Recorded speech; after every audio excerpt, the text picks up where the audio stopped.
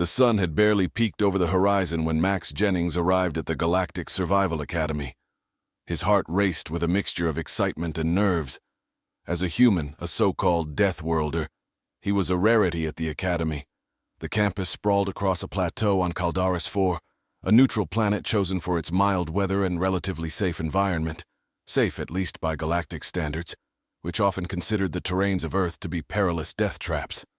Max, like all new students, was dressed in the standard academy uniform, a sleek dark jumpsuit with neon trims that marked him as a freshman.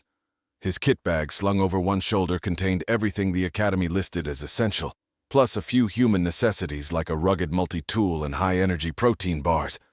As he walked through the main campus, Max observed his fellow students. Species from across the galaxy mingled here, from the crystalline structures of the Shardfolk to the flowing forms of the Aquarians. Each group chatted in a variety of languages, creating a symphony of exotic sounds. "Jennings, Max!" a voice called out from behind him.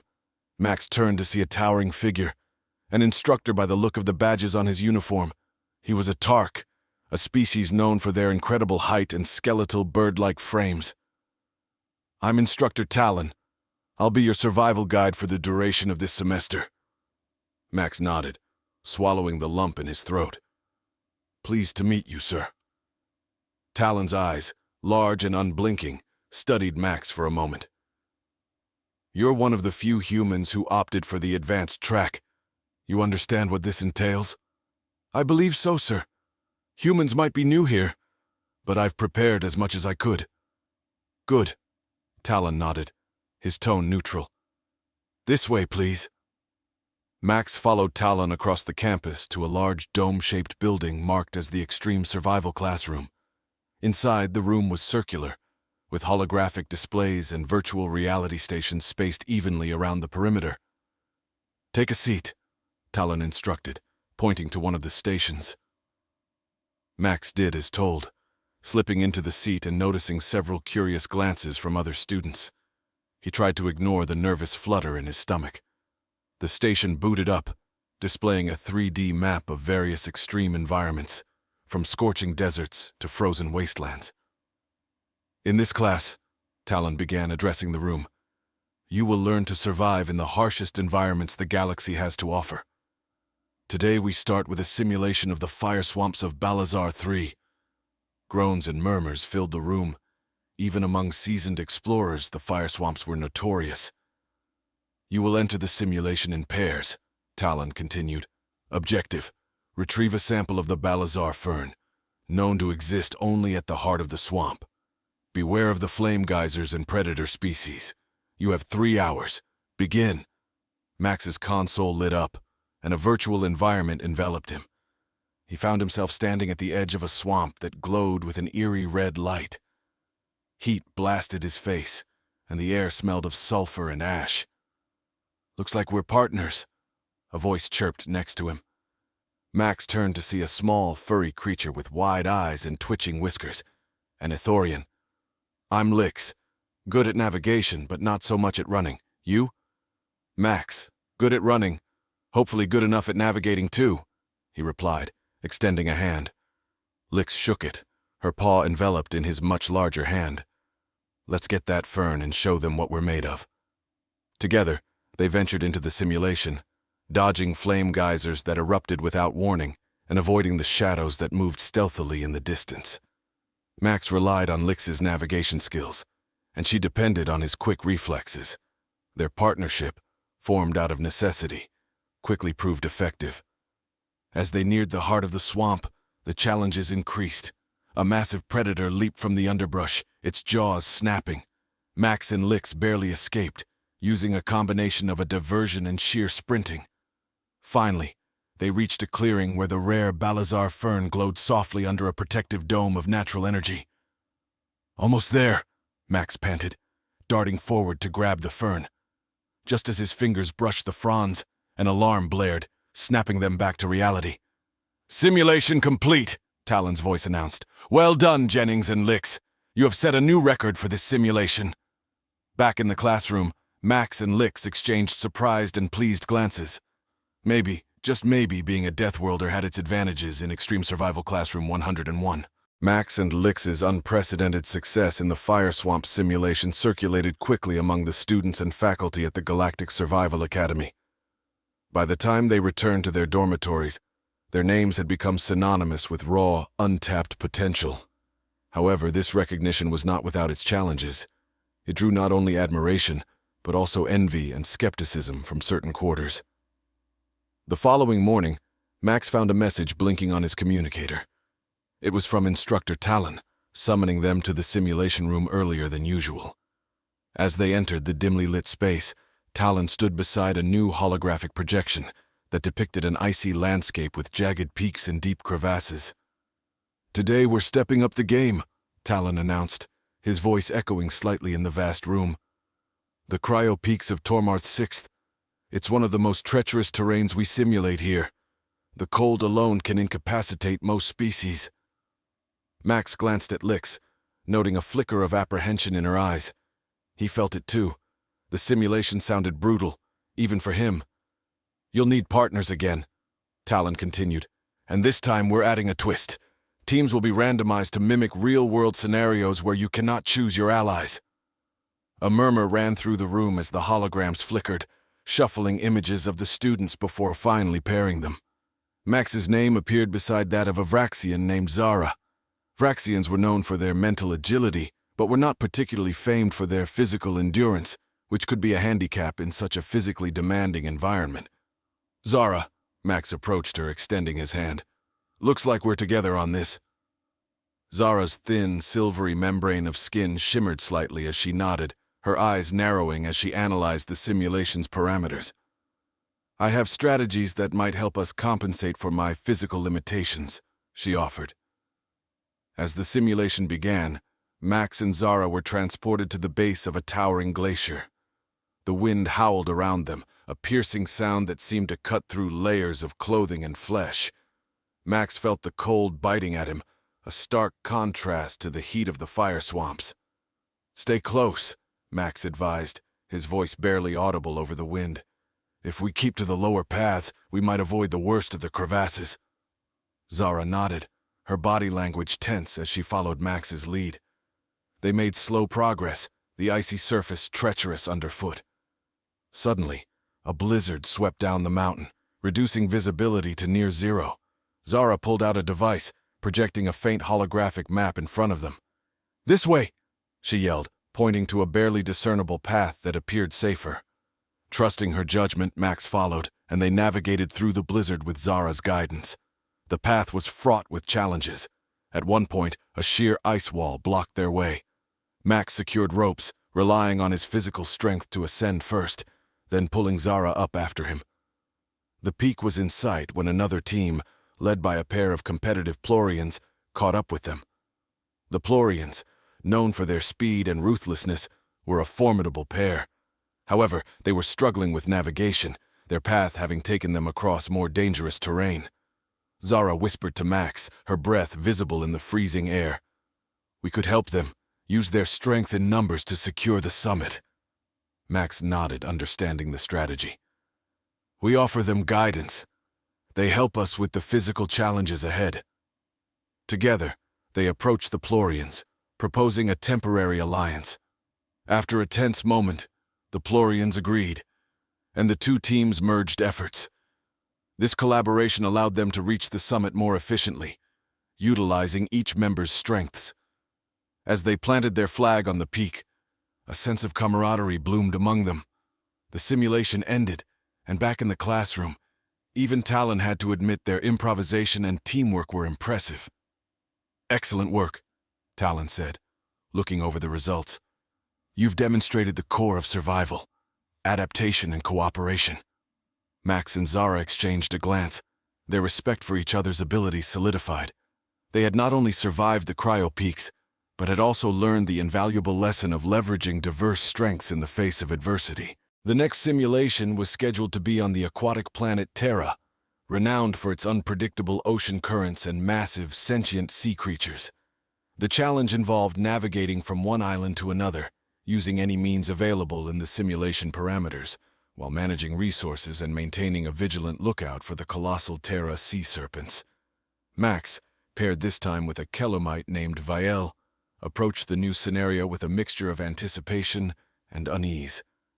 Kelomites, being avian-like and preferring airy heights to aquatic depths, were not ideally suited for water-based missions. Vielle, with his light frame and hollow bones, seemed particularly apprehensive about the prospect of deep water. "We'll need to adjust our strategy significantly," Max noted, reviewing the available equipment. "I think if we can modify one of these hover rafts for stability and speed, we can minimize our time on the water." Vielle nodded, his sharp eyes scanning the blueprints. "I can enhance the navigation system. My species has an acute sense for magnetic fields. I'll recalibrate it to detect anomalies which should help us avoid the serpents." Their plan took shape quickly. They started the simulation standing on the sandy beach of a small, lush island. The horizon stretched wide and blue before them, dotted with other islands like emeralds in a vast, watery expanse. As they set their modified hover raft into the gentle surf, Vielle's adjustments to the navigation system proved invaluable. The device now emitted a soft, pulsing light whenever they neared a magnetic anomaly, an indirect indication of the lurking sea serpents. Their journey progressed smoothly until a rogue wave, unforeseen by the navigation system, broadsided their craft. The raft capsized, plunging them into the swirling, salty water. Max managed to surface quickly, pulling the sputtering Vielle up beside him. "Are you all right?" he shouted over the roar of the water. "Yes, just not fond of swimming," Vielle gasped, clinging to the overturned raft. Working together, they righted the vessel and clambered back aboard, drenched but undeterred. Max took the helm, steering them cautiously, while Vielle kept a nervous watch on their improvised magnetic sensor. As they approached the target island, the sensor began to pulse rapidly. Max slowed the raft to a crawl. Ahead, the water bubbled and frothed unnaturally. "It's a serpent," Vielle whispered, his voice tense. Max scanned the water. "Can we detour?" Vielle shook his head. "No time. But I have an idea." He quickly reprogrammed the sensor to emit a series of magnetic pulses, a desperate attempt to mimic the communication patterns of the serpents. Holding their breath, they watched as one of the great beasts, a creature easily 5 times the size of their raft, surfaced. Its eyes, large and luminous, fixed on them briefly before it turned away, diving back into the depths, apparently disinterested. With the path clear, they pushed forward, reaching the target island just as the simulation timer sounded. Back in the real world, their classmates applauded, impressed by their quick thinking and Vielle's innovative use of the magnetic sensor. Talon approached them, a rare smile crossing his features. "Very well executed. You turned a potential disaster into a successful negotiation. That's the kind of thinking that saves lives." Max and Vielle exchanged relieved smiles.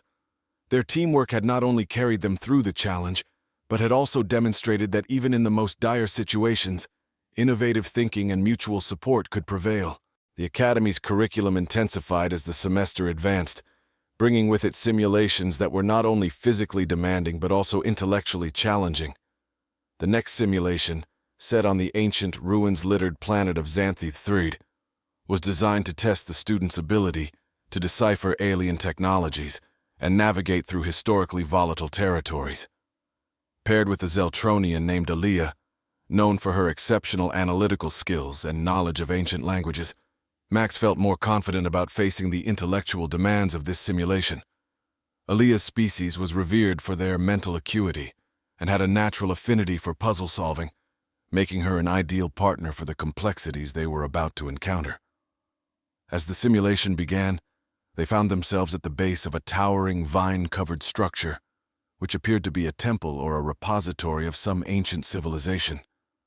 The entry was blocked by a door with a cryptic locking mechanism that involved a series of symbols and levers. Aaliyah approached the puzzle with keen interest. "These symbols look similar to the Proto-Celtrian language. I studied it briefly in my cryptolinguistics class." She traced her fingers over the carvings, muttering to herself as she worked to align the symbols in a coherent order. Max watched her work, impressed by her focus. He kept watch for virtual dangers, as the simulation was known to include protective mechanisms that could activate if they triggered a trap. After several tense minutes, Aaliyah's efforts paid off. The door emitted a low rumble and slowly swung open, revealing a dimly lit corridor lined with more inscriptions and periodic statues of the beings that once roamed Xanthi 3. "The architecture is remarkable," Max commented, shining a light along the walls. "These figures might represent deities or important historical figures." Aaliyah nodded, recording their findings in her datapad. Every detail could be a clue to how they lived or what happened to them. Deeper inside, they encountered a room that housed an intricate model of what appeared to be the solar system governing Xanthi 3. Aaliyah's eyes lit up. "This could be a map or a calendar. Let's see if we can find a way to interact with it." As they examined the device, Max accidentally brushed against a hidden switch, causing the planetary model to activate and start moving. The walls of the room began to shift, revealing a new passage. "Looks like you found the key," Aaliyah teased gently, as they proceeded down the newly revealed pathway. This led them to a vast chamber, where holographic images suddenly flickered to life, displaying scenes of Xanthi III's history, its people's achievements, daily life, and eventually their downfall due to a catastrophic event linked to a nearby supernova. "This is more than just a school project," Max murmured, deeply moved by the holographic records. "It's a memorial." They took careful notes, documenting everything for their project report. As they prepared to leave, Aaliyah paused, looking back at the fading images. "There's a lesson here about resilience and memory. We'll make sure it's not forgotten." Their exit from the simulation was met with approval from their instructor and intrigued murmurs from their classmates. Their findings not only provided valuable insights into a lost civilization, but also highlighted the importance of understanding and preserving history, even if it was not their own. As the semester drew on, the simulations not only tested survival skills, but also diplomatic and strategic abilities. The latest scenario was set on Sonera Station, a space outpost known for its precarious position near the volatile border between two feuding alien factions. For this exercise, Max was partnered with a quiet, observant Mirialan named Thane, whose expertise lay in conflict resolution and espionage. Their mission was to negotiate a truce between the factions and secure a trade agreement beneficial to both parties, all while uncovering a sabotage plot that threatened the peace of the station. Upon arrival at the simulated Sonara station, Max and Thane were greeted with a cold indifference by the station's AI, which managed the day-to-day operations. The AI informed them of their diplomatic quarters and the schedule for the negotiations. As they prepared, Thane briefed Max on the delicate nature of their task. "Each faction believes the other is planning an attack. Trust is thinner than the vacuum outside these walls," he explained, checking his devices for any bugs or surveillance equipment. Their first meeting with the delegates was tense. Max tried to establish a rapport, offering insights into the benefits of peace, while Thane quietly observed the reactions of each delegate, noting their body language and the subtleties of their speech. After the meeting, Thane led Max to a secluded part of the station. "Did you notice how the delegate from the Reticulan faction kept adjusting his communicator? I suspect he was receiving real-time instructions, or perhaps it was something else." Using a device to scan for electronic signals, Thane discovered an unauthorized transmission beacon hidden within the station's core. "This isn't just about negotiations," Thane concluded. "Someone on this station wants the talks to fail." Max and Thane devised a plan to expose the saboteur during the next meeting. As they gathered again with the delegates, Thane subtly manipulated the station's internal sensors to track any unusual signals. Halfway through the session, as tensions began to rise, Thane's device pinpointed the source of the sabotage. It was not one of the delegates, but a member of the station's own security team, acting under orders from a shadowy third party interested in keeping the conflict alive. Max took immediate action, addressing the room with evidence of the plot.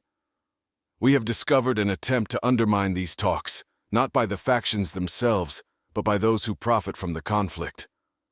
The revelation shifted the mood dramatically. Realizing they had a common enemy, the factions agreed to work together to root out the influence of external saboteurs. With Thane's expertise, they secured the station and laid the groundwork for a lasting peace. As the simulation concluded, Max and Thane were commended for their exceptional handling of a complex situation. Their success went beyond mere negotiation. They had navigated the shadowy realms of espionage and betrayal to uncover a truth that turned foes into reluctant allies. The final simulation of the semester was not merely an assessment, but a culmination of all the skills and knowledge the students had acquired. It was set on the remote planet of Nebulon 5, known for its harsh environment and the mysterious ancient technology scattered across its surface. This time, Max was chosen to lead a mixed team of students from various species, each bringing their unique abilities to the table. The mission was complex. Recover an ancient artifact known to be the key to a vast store of knowledge and bring it back safely to the Academy. But the challenge didn't end there.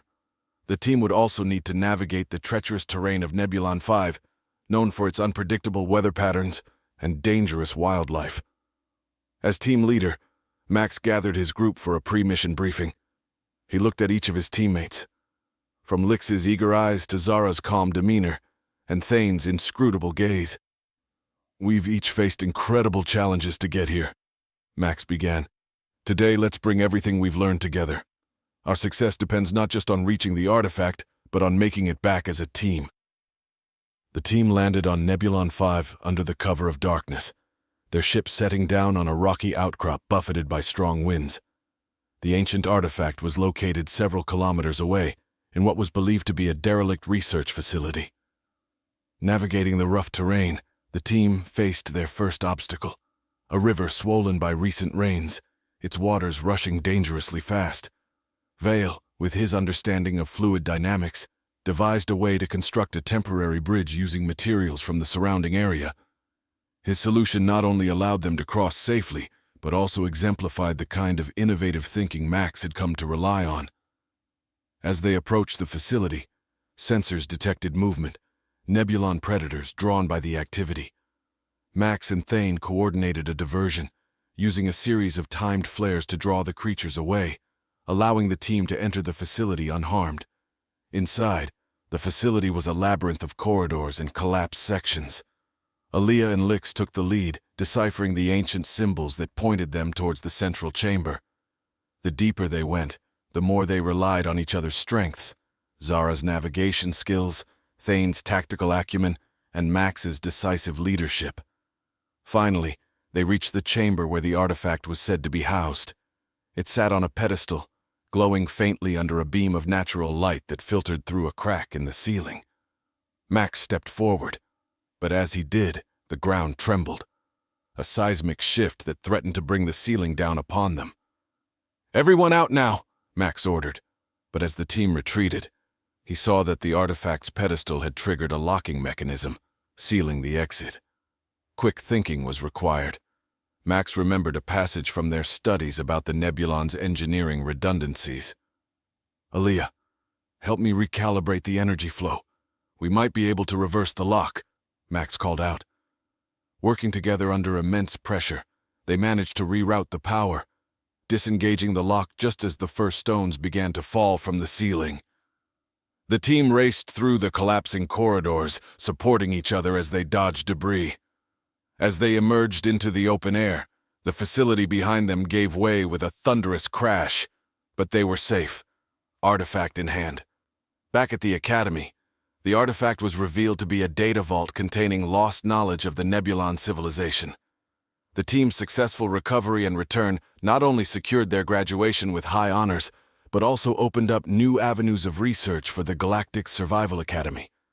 As they celebrated their victory, Max felt a profound sense of accomplishment and camaraderie. They had faced the unknown, leveraged their diversity, and not only survived but thrived. The lessons learned here, on simulated alien worlds, would guide them throughout their lives, in galaxies both known and uncharted.